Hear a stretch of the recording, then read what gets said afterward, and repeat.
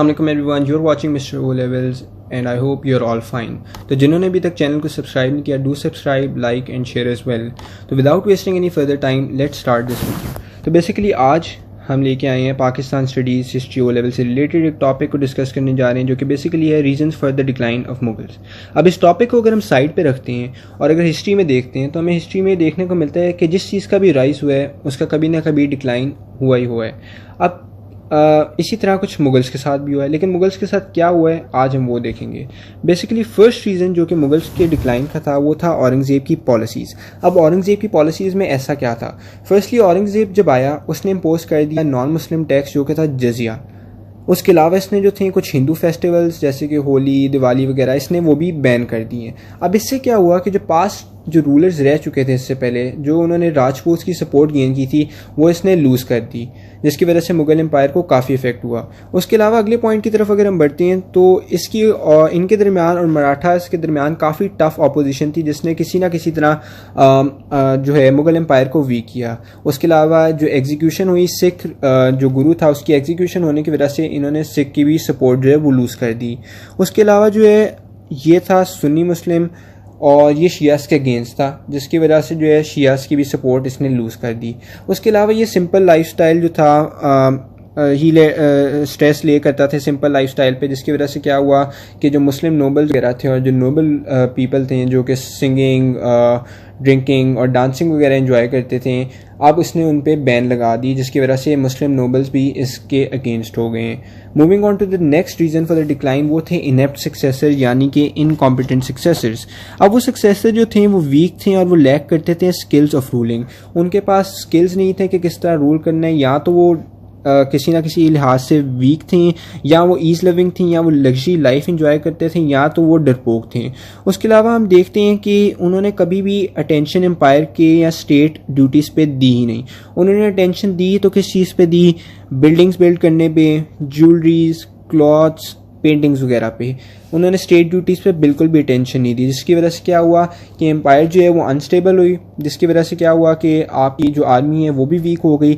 और इन्होंने कुछ ऐसा इंफ्रास्ट्रक्चर डेवलपमेंट के लिए एम्पायर के लिए बनाया ही नहीं जिससे एम्पायर को फ़ायदा पहुंचता, जिसका ये मतलब था कि डिक्लाइन तो होना ही था. उसके बाद अगली रीज़न की तरफ बढ़ते हैं, नो लॉ फॉर सक्सेशन.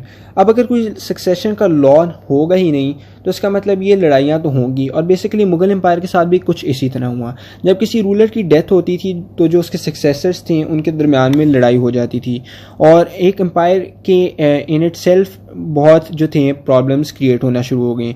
अब इसकी वजह से एम्पायर को किस तरह इफेक्ट हुआ कि जो आर्मी थी एक तो वो आपस में लड़ी जा रही थी और बेसिकली डेथ्स भी हो रही थी, तो आर्मी वीक होना शुरू हो गई और एम्पायर काफ़ी बुरी तरह डैमेज होना शुरू हो गई.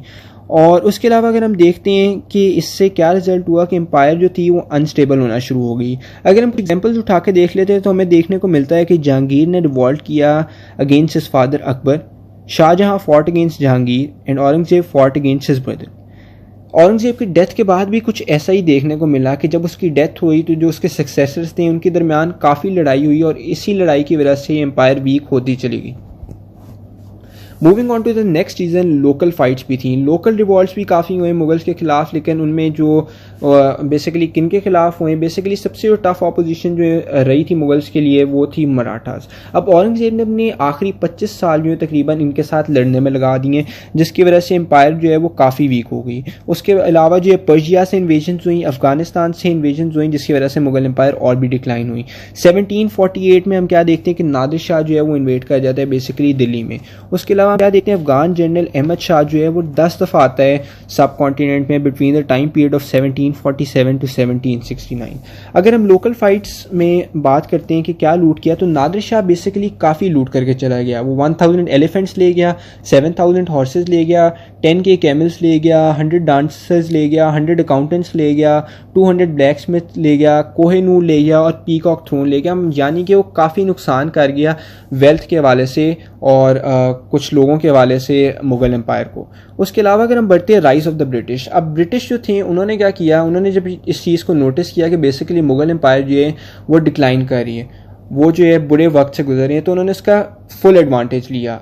और फुल एडवांटेज उनका बनता भी था एक तरह से, किस तरह कि उनके पास मिलिट्री एडवांटेज थी, क्योंकि इंडस्ट्रियल डेवलपमेंट की वजह से अब उनके पास वेपन्स बेहतर आ चुके हुए थे, और वो उनके जो स्ट्रेटजी थी टू फाइट वॉर्स वो मुगल से बेटर थी। उनकी जो आर्मी थी, उनके स्किल्स और वो काफ़ी बेहतर तरीके से ट्रेन किए गए हुए थे।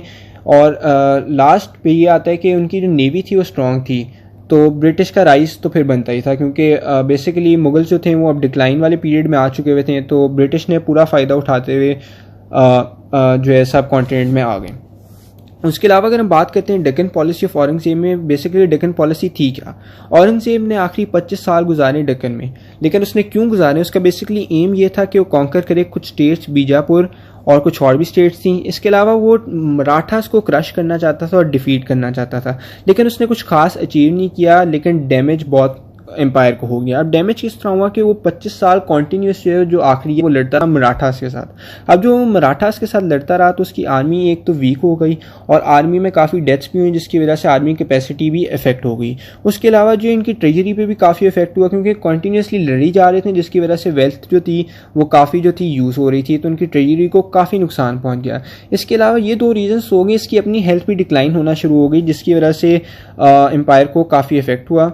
उसके अलावा इसने ग्रिप जो है अपनी एम्पायर को लूज़ करना शुरू कर दी, क्योंकि एक ही जगह पे 25 ईयर्स गुजारे इसने, तो जो बाकी जगह था वो उसको ये सही तरह एडमिनिस्टर नहीं कर पा रहा था, जिसकी वजह से इसने एम्पायर पे भी ग्रिप जो है वो लूज़ करना स्टार्ट कर दी। तो बेसिकली यही कुछ रीजंस थे, इनके अलावा भी कुछ माइनर रीजंस हैं, लेकिन मेन रीजंस जो हैं वो कुछ यही थे डिक्लाइन ऑफ द मुगल्स के।